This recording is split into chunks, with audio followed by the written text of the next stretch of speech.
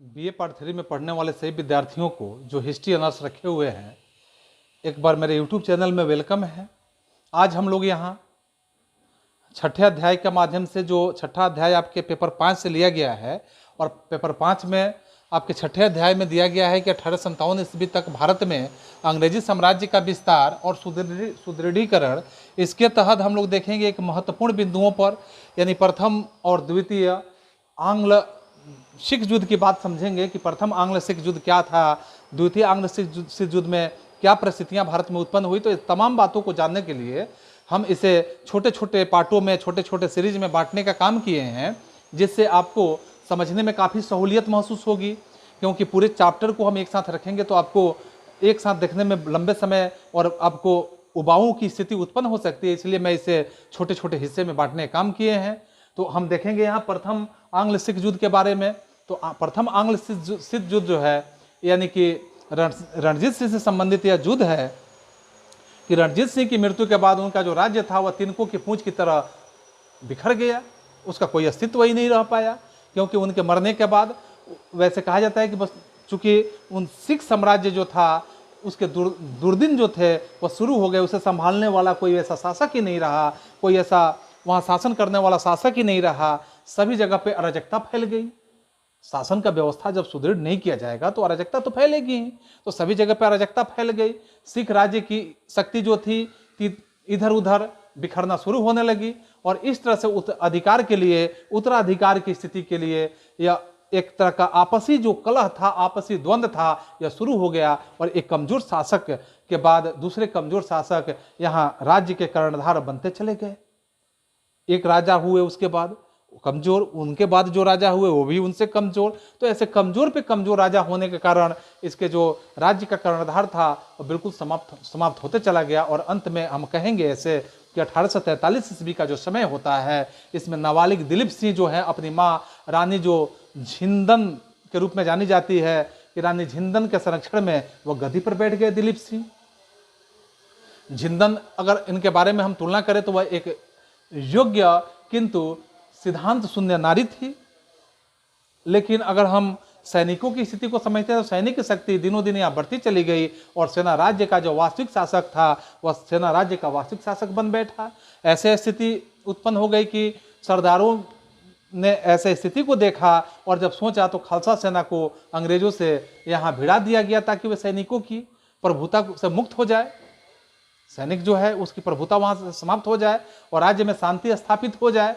तर्क यहाँ पे यह भी रखा गया था कि अगर युद्ध में खालसा सेना जीत गई तो उसे सारा हिंदुस्तान जीतने में लगा रहना पड़ेगा, और दूसरी बात देखिए, अगर हार गई तो उसकी शक्ति वहीं पे समाप्त हो जाएगी। यानी दोनों स्थितियाँ यहाँ पे बना दी गई थी कि जीतने के बाद वो पूरे हिंदुस्तान में उन्हें लगा दिया जाएगा और हिंदुस्तान का लालसा उनको दे दिया जाएगा, हार जाने के बाद उनकी शक्ति ही समाप्त हो जाएगी। और योजना जो था, यहाँ खालसा सेना को यह विश्वास दिलाया गया कि अंग्रेज पंजाब विजय की योजना बना रहे हैं।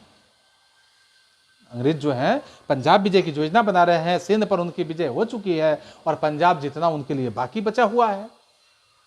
सतलज की ओर अगर समझें हम तो सतलज की ओर सेना संगठित की जा रही है, और सतलज जो है उसे पार करने के लिए उस पर एक पुल बनाया जा रहा है। लुधियाना जो यहाँ पंजाब का स्थान है, लुधियाना, फिरोजपुर और अंबाला में काफ़ी ब्रिटिश सेनाएं तैनात कर दी जा चुकी है। और खालसा सेना को विश्वास हो गया कि अंग्रेज जो है यहाँ सिखों की स्वतंत्रता का एक तरह से कहा जाए तो अपहरण करने की स्थिति बनाए रखे हुए हैं, और खासकर पंजाब को ब्रिटिश साम्राज्य में मिलाने की एक योजना बना रहे हैं। ऐसे सेनाओं के अंदर विश्वास भर दिया गया।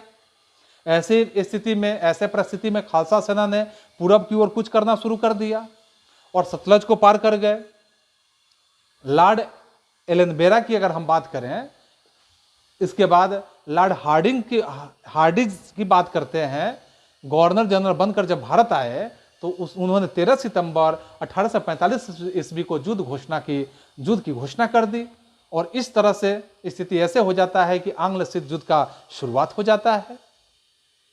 और इस युद्ध के बाद एक संधि होता है, जिस संधि को कहा जाता है कि लाहौर की संधि। इस संधि को आप याद रखेंगे, बहुत महत्वपूर्ण बात है लाहौर की संधि।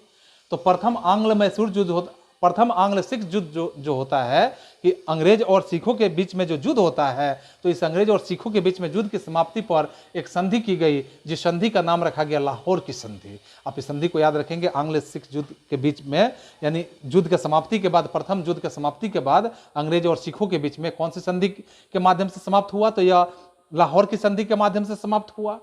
इस समय यदि गवर्नर जनरल लॉर्ड हार्डिंग चाहता तो क्या करता कि वो पंजाब को ब्रिटिश राज्य में सम्मिलित कर सकता था। ऐसी स्थिति बना दिया था पंजाब को, वो सम्मिलित कर सकता था। लेकिन देखिए स्थिति ये होता है कि कुछ लोगों ने उसे यह परामर्श भी दे दिया, लेकिन लॉर्ड हार्डिंग पंजाब को अफगानिस्तान तथा ब्रिटिश भारत के बीच, अगर हम समझें, एक हिंदू राज्य के रूप में स्थापित रखना वह बिल्कुल चाहता था। वह चाहता था कि इस बीच में एक हिंदू राज्य यहाँ पे बने रहे, तथा सिखों को अपने अधीन रखने का उसे साहस भी नहीं था, कि वह सोच रहा था कि सिख अगर मेरे अधीन आएंगे तो शायद इसका दुर्दशा दूसरा हो सकता है। इसलिए वह सिखों को अपने अधीन नहीं रखना चाहता था, इसलिए उसने पंजाब को कंपनी राज्य में सम्मिलित करने का साहस नहीं किया।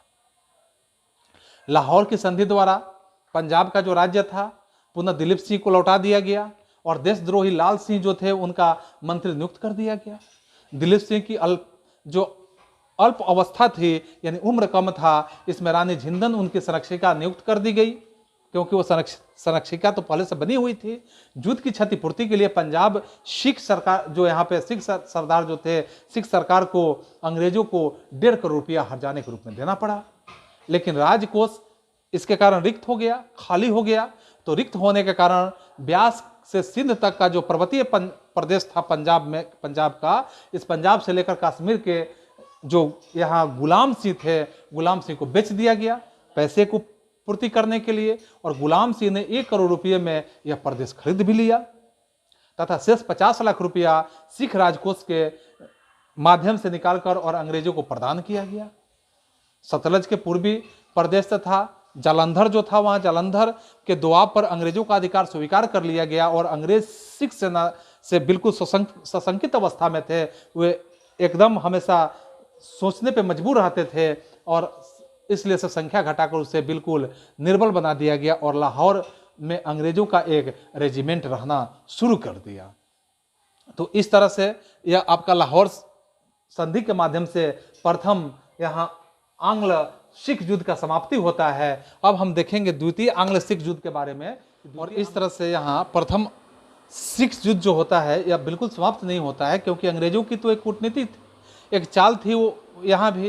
क्योंकि दिसंबर 1846 ईस्वी की अगर स्थिति को समझेंगे, ऐसे उस परिवेश को समझेंगे, तो एक उपसंधि कर दी गई, और इस उपसंधि के माध्यम से जिसके अनुसार अंग्रेज जो थे यहाँ पंजाब के बिल्कुल स्वामी बन गए, और इसके साथ साथ शासन कार्य भी चलाने लगे। और शासन कार्य चलाने के लिए अंग्रेजों ने क्या किया कि उनके समर्थक जैसे 8 सिख सरदार थे, उनका एक समिति बना दी अंग्रेजों ने, और समिति बनाकर उन लोगों ने क्या किया कि अंग्रेजों के एक रेजिमेंट की अध्यक्षता में खासकर शासन कार्य करने के लिए अपने आप को वह संचालित करने लगे। लाहौर में एक अंग्रेजी सेना रख दी गई, और जिनके व्यय के लिए, लाहौर में जो अंग्रेजी सेना रखी गई थी, उनके व्यय के लिए लाहौर दरबार से 22 लाख रुपये वार्षिक लिया जाना शुरू कर दिया गया।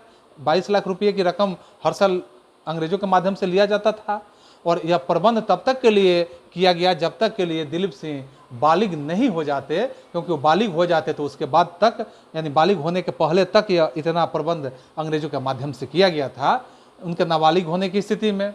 तो आइए अब देखते हैं हम द्वितीय आंग्ल सिख युद्ध के बारे में, कि द्वितीय आंग्ल सिख युद्ध में क्या होता है स्थिति। तो जो यहाँ पे लाहौर की संधि होता है प्रथम आंग्ल सिख युद्ध के बीच में, तो संधि के बाद यहाँ पंजाब की स्थिति, इस पर अंग्रेजों का प्रभुत्व तो स्थापित हो ही चुका होता है, और ऐसे प्रभुत्व होता है कि अब अंग्रेजों में, अगर हम ऐसे कहें कि पंजाब में अंग्रेजों के माध्यम से सभी जगह पर, जो भी पंजाब का जगह था, महत्वपूर्ण पदों पर अंग्रेज नियुक्त किए जा चुके थे। लेकिन सिखों में भीतर ही भीतर अंग्रेजों के खिलाफ एक विद्रोह की भावना अंदर से सुलग रही थी, अंदर से विद्रोही बने हुए थे। वे समझते थे कि उनकी पराजय जो थी उनके उच्चाधिकारियों और उनके अफसरों के विश्वासघात के कारण ही हुआ है, क्योंकि अगर उनके अधिकारी, उनके जो अफसर थे, अगर विश्वासघात नहीं किए होते तो उनका यह पराजय नहीं होता, ये सोच रहे थे। इसलिए वे अपने हारा हुआ जो यहाँ स्थिति था, वे हारे हुए स्थिति को वे हारे हुए नहीं मानते थे, एक तरह का विश्वासघात ही समझते थे। और खासकर झिंदन को अपने अधिकार छीन जाने से एक अंदर ही अंदर भारी दुख उनके अंदर था, और उन्होंने अंग्रेजों के को पंजाब से निकालने का बिल्कुल प्रयास में लगी हुई थी। लेकिन क्या यह प्रयास सफल हो सकता है, इसके बारे में अभी आगे हम यहाँ चर्चा करेंगे। इस पर अंग्रेज रेजिमेंट ने उस पर दोषारोपण करके उसे चुनार के किले से में ही नजरबंद करने का काम कर दिया। चुनार का जो किला था वहां पे यहाँ झिंदन को नजरबंद कर दिया गया। सिख जाति अपनी रानी के अपमान का बुरी तरह से वे स्थितियों को समझकर, ऐसे अपमान को देखकर वे बदला लेने के लिए क्षुब्ध हो उठे थे। ऐसे स्थिति में एक कहा जाए कि विद्रोह अग्नि यहाँ प्रज्वलित होने लगी थी, और विद्रोह इतना भड़कना शुरू हो गया था कि अगर कहा जाए कि युद्ध, तो युद्ध की स्थिति अनिवार्य हो चुका था, फिर से युद्ध होना अनिवार्य हो चुका था। और इस तरह से सिख जाति अपनी रानी के अपमान का बदला लेने के लिए वो लड़ाई लड़ने के लिए तैयार थे।